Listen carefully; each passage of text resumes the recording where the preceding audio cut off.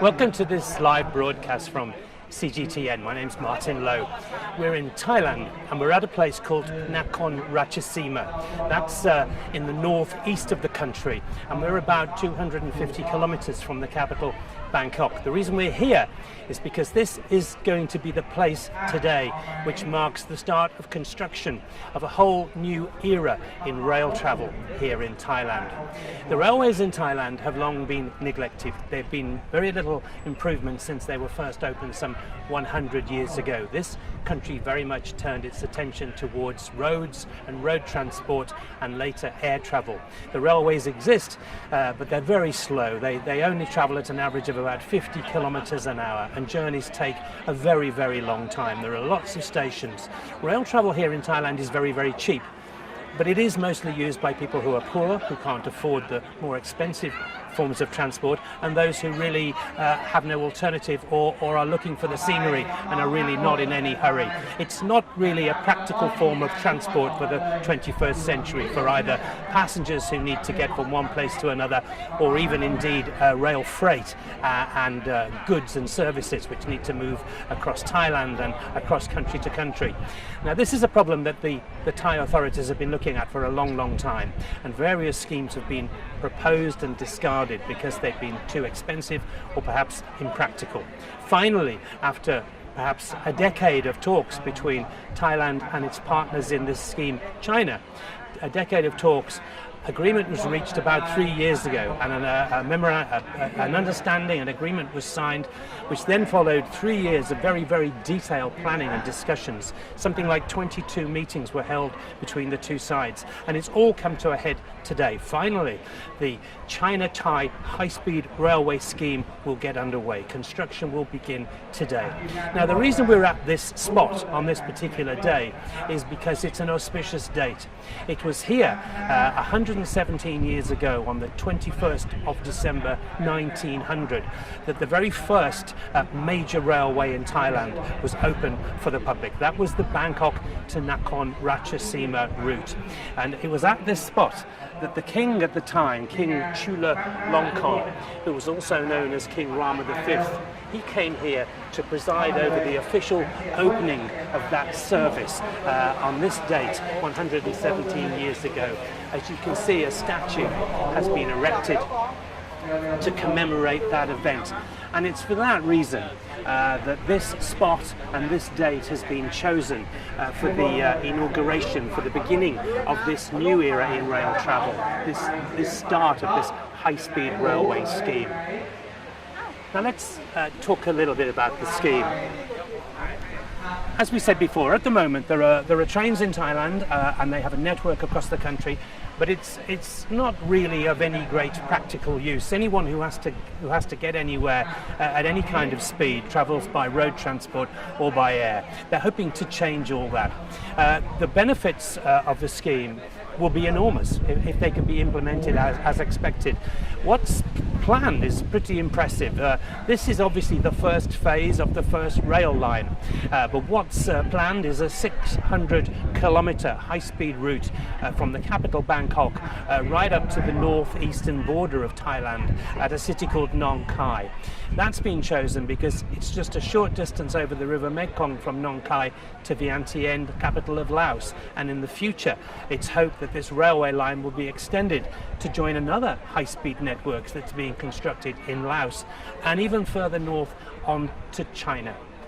In the other direction, it's also hoped that in the future the line can be extended southwards from Bangkok through the south of Thailand, through Malaysia, and all the way down to Singapore, right in the south. That would create a truly trans-Asian rail network. Thailand has always been seen as essential to any kind of north to south route through Asia, because Thailand is the land bridge through which any of these schemes have to pass. And regional planners are extremely excited that finally there is some progress being made and that work will start today. Let's take you around the site and see what we can show you. This obviously is very much a ceremonial site. We're going to have to make our way.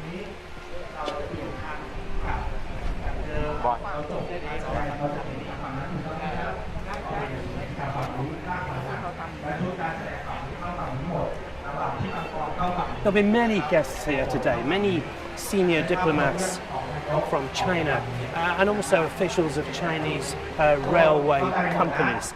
They'll be joined by their Thai counterparts from Thai railways. And the whole event is going to be presided over by the Prime Minister of Thailand, Prayuth.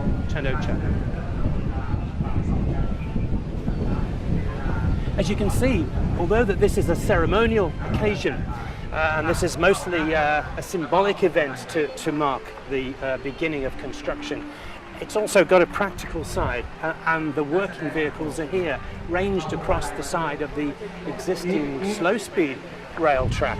A whole host of machinery, including diggers, excavators, bulldozers, ground rollers, and also trucks to take away the excess soil. So clearly, as soon as the ceremonial aspect of today has been completed, it will be all systems go for work to begin.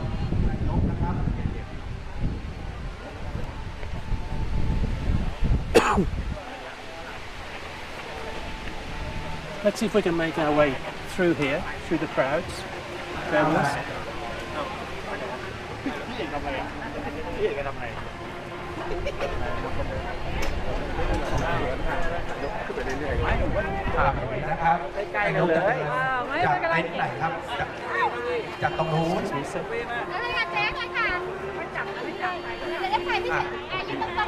So, like all of these major mega schemes, there'll be a ground-breaking ceremony. That's why all of these shovels have been lined up here in a ceremonial line.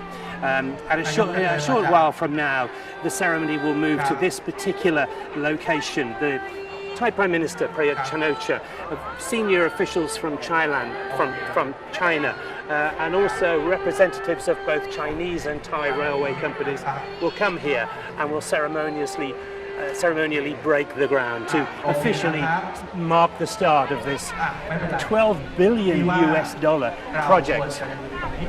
Now, the way it's going to be built is in stages, in sections. And this is very much going to be the absolute very first section. It's actually relatively short in distance. This will be a 3.5 kilometer section of track, which will run just in this particular part of Nakhon Ratchasima. What it will do is it will be used as a test bed. It will be the first opportunity for Chinese and Thai engineers to work together and to find a way of putting their different systems into cooperation. The way that this scheme is working is that Thailand will own the railway and it will fund its construction, but it's expertise from China which will be employed. Chinese engineers will design the railway, and subsequently, when it's operational, China will supply the trains. But this is an opportunity for the very first section to be built and for those Chinese and those Thai engineers to work together.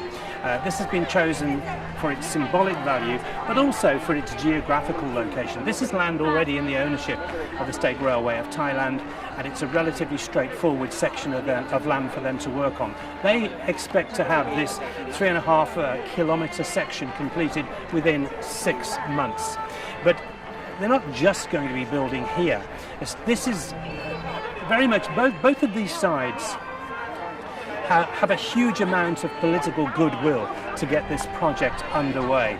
And although there have been hiccups along the way, there have been obstacles to overcome in terms of exactly where the route will go, the geographical problems, the speed of the trains, the cost of the scheme and how it will be funded. All of those problems have been worked through one by one, and now we're actually at the stage of breaking ground and creating the railway. So although this is going to be used very much as a test bed where those engineers will come together, at the same time, very shortly afterwards, other sections of the rail route will begin to be constructed, perhaps as many as 10 to 13 different sections, and in all it's going to take about 3 years before this line can be opened from Bangkok to where we are, Nakhon Ratchasima. The second section, which will go from Nakhon Ratchasima north to Nong Khai, will be built, hopefully, the engineers believe, much more quickly, because they think with the expertise and with what they learn working together on phase 1, they will be able to construct phase 2 much more quickly. So, fingers crossed, everybody hopes that the entire section from the capital Bangkok to Nong Khai on the northern border with Laos will be operational within 3 to 4 years from now. Let's see what else we can show you.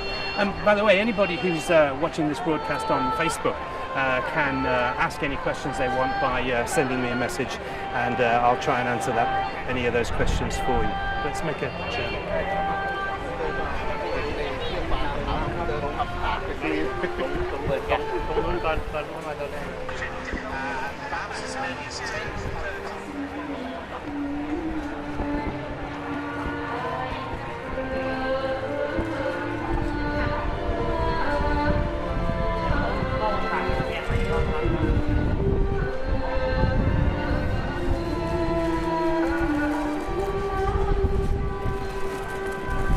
Maybe we can go round to the side.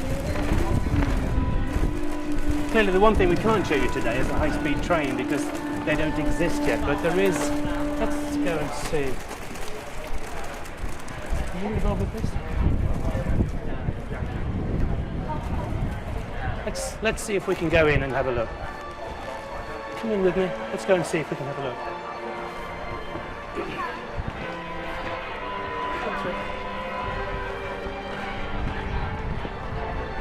We're doing a live TV broadcast. Can we just come in for 2 minutes? Thank you. They say we can come in. That's very grateful. Very helpful of you. Thank you.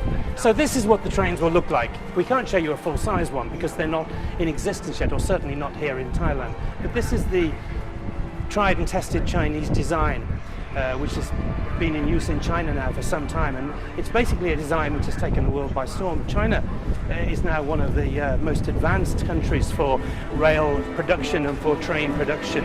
So this will be an impressive sight on the rail lines of Thailand.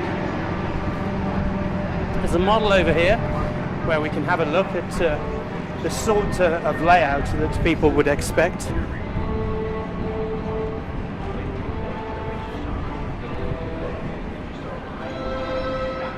You can see the same sort of train in a model. Elevated sections on bridges over waterways, through tunnels. It will be an astonishing step forward for rail transport here in Thailand. The existing network, which was constructed really decades ago and has been barely improved ever since, relies on aging diesel trains and old rolling stock, very, very basic carriages and very basic freight carriages. The track itself has been poorly maintained. The State Railway of Thailand has always been losing money simply because the network is not attracting enough passengers. Derailments are frequent, thankfully because of the slow speed that the trains travel. It's not a question of injury to passengers, but a lot of journeys have to be abandoned because the rails simply crumble and can't take the train that they're supposed to be carrying. When something like this is completed, of course, it will be completely different. This high-speed train will travel at 5 times the speed of the existing network, 250 kilometers per hour. It will open up Thailand in a way it hasn't been opened up before. It will be extremely useful for people in the northeast, or certainly a lot of people have homes in the northeast but have to work in the capital Bangkok, and that at the moment entails them being away from their families for weeks and months at a time. When this network is in place, people are saying that they'll be able to make those journeys much more frequently, much more quickly, much more comfortably and much more often. So it will certainly do a great deal for the social fabric of Thailand and its northeastern region, which has traditionally been the poorest region of the country. It's the agricultural region, it's where the great rice fields are. Now there has been some limited development, but a lot more work needs to be done. And another great hope of the Thai government and of the people who have been involved with this project is that the railway line will not just bring a quicker form of transport, but it will bring an economic and a construction boom right across the northeast. All studies in different countries have shown that when you open a high-speed rail line like this, you get ribbon development all along its length. So many homes will be built, which will have access to railway stations, and many businesses, it's also hoped, will be built along that route. So as well as bringing a new transport system to the northeast, it's hoping that it will signal an entire economic resurgence of this area, which is something that's very badly needed.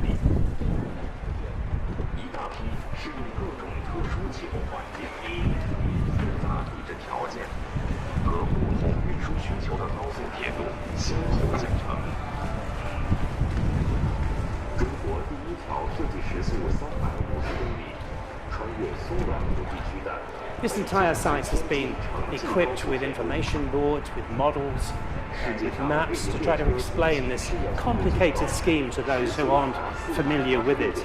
And of course the whole event will be topped off by the ceremony involving the Thai Prime Minister and senior Chinese officials, the breaking of the ground and the start of the official process of constructing this railway. 世界上一次性建设里程最长，穿越沙漠地带和大风区的。I think everybody who's involved with this project is really happy to see this day come. There have been doubters. There have been all sorts of schemes discussed over the years, right back to well, certainly the previous government. At one point, there was a plan that they might actually be able to pay for this railway in rice. The previous government of Yingluck Shinawat was in talks with its Chinese counterparts about this scheme as far back as then, and they hoped that they could use Chinese expertise to build the railway, but they could perhaps pay for it with agricultural exports. Clearly, Thailand is a major agricultural exporter, and China is already one of its big customers. That was a very ambitious, flamboyant scheme. Not sure how practical it was. In the end, it fell through, and it was abandoned, and other avenues were pursued. But this scheme was revived by the military government which took over in this country in 2014. Changes were made. In fact, it's cheaper now. The original scheme that was being discussed was some $16 billion from Bangkok to Nong Khai. The Thai government thought that was a little too expensive, and changes were made, and negotiations continued, and that they've managed to bring the price down. So they do feel now they're getting better value for money. 给予公路、地铁、民航等同站换乘的综合交通枢纽。中国构建了高速铁路安全风险。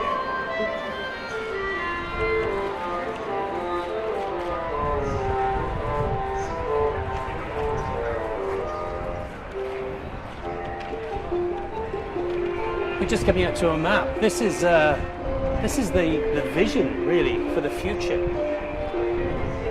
This is what people hope will be the beginning of what's going to be called the Trans-Asian high-speed rail. As you can hopefully see, it starts here in Thailand, makes its way through Thailand, through the capital Bangkok, to the north of Thailand, where the country has a border with Laos. Now, Laos also is in the process of having a high-speed rail system constructed by Chinese engineers. Laos is a very, very mountainous country, and there are literally hundreds of tunnels and bridges that have to be built to enable the railway to pass through Laos. That again is a scheme that will probably take 3 or 4 years to complete. And from Laos, Laos of course has a border with China. And there this Thailand and Laos network will link up with the Chinese high-speed rail network, which is already in use and is fully established. So this is the scheme that people are looking forward to in the future. Clearly, the scheme within Thailand will have massive benefits for Thailand, for Thai people, for moving goods and services and people across Thailand. But on a geopolitical level, when it becomes an even larger network linking different countries, that has a truly greater scale to it. And in addition to what we can see on this map, there is also planning going ahead to advance the railway in a southwards direction through Malaysia down to Singapore. That would provide a direct route from North to South Asia by rail, a journey that could probably be done in 12 to 15 hours. It's a truly enormous undertaking, but would be an astonishing achievement if it could be completed, and that's what they're working towards. You can see all around me ceremonial events, members of the various armed forces. The Thai Prime Minister is due here very shortly. A lot of obstacles have had to be overcome to get to this point. Clearly this is what's known as a mega scheme, and mega schemes do take some time to get off the ground. Some people had doubts that we would ever get to this day. There have been, as I say, problems over exactly where the railway should run. Some people really want it close to them, some people didn't want it close to them, so compromises had to be made. Also, the speed of the railway changed. It was initially going to be a high-speed train, then they thought that was too expensive and they were going to scale it down to a medium-speed train, possibly 150, 160 kilometers an hour. But the purists, the people who were desperately keen to see this scheme go forward, won the day, and they have managed to reignite the passion that everybody had for the original high-speed network, and that's what we're looking at now. We're looking at a plan to build a track that will accommodate brand new electric-powered high-speed trains with a top speed of some 250 kilometers per hour, slashing journey times across Thailand, but if this wider scheme goes ahead, right across Asia.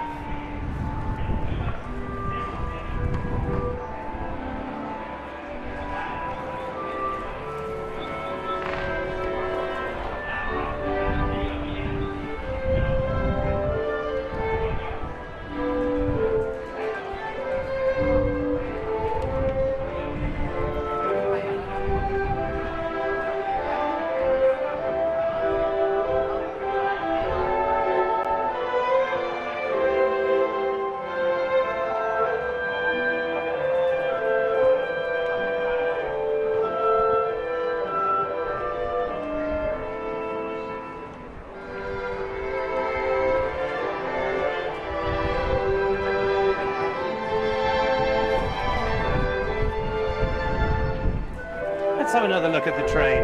Obviously we can't show you a real high-speed train because they don't have them in Thailand yet, but I think it's worth another look at this design. This is so radically different from anything this country has at the moment.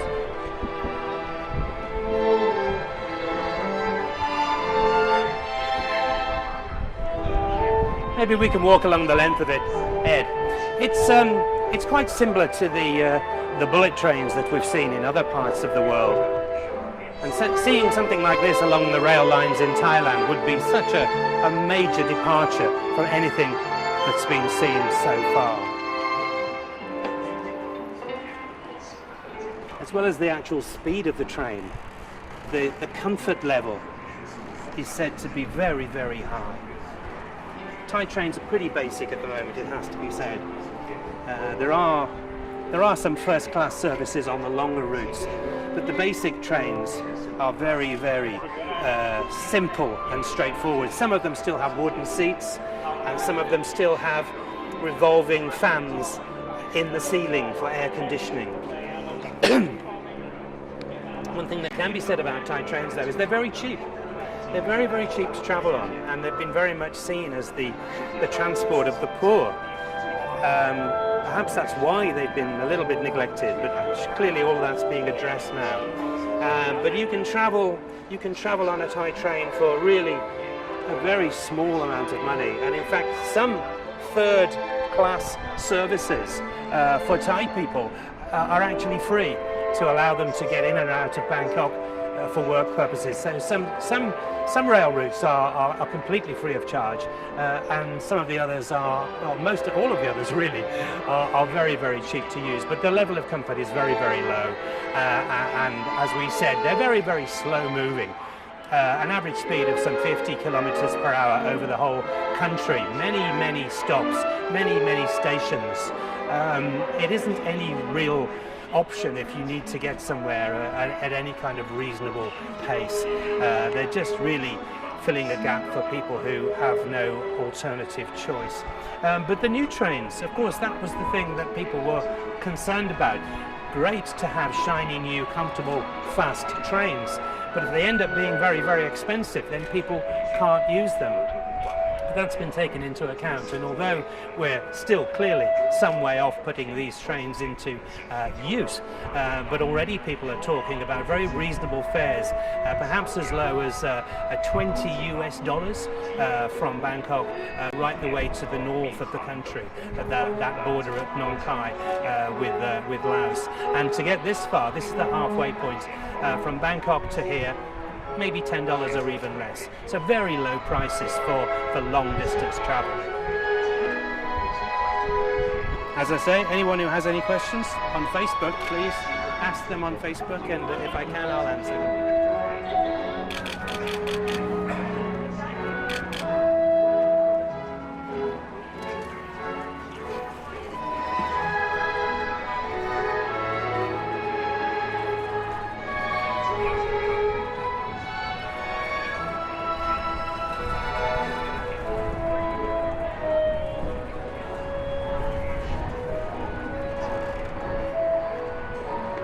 At the moment, there are two pillars really of transportation in Thailand.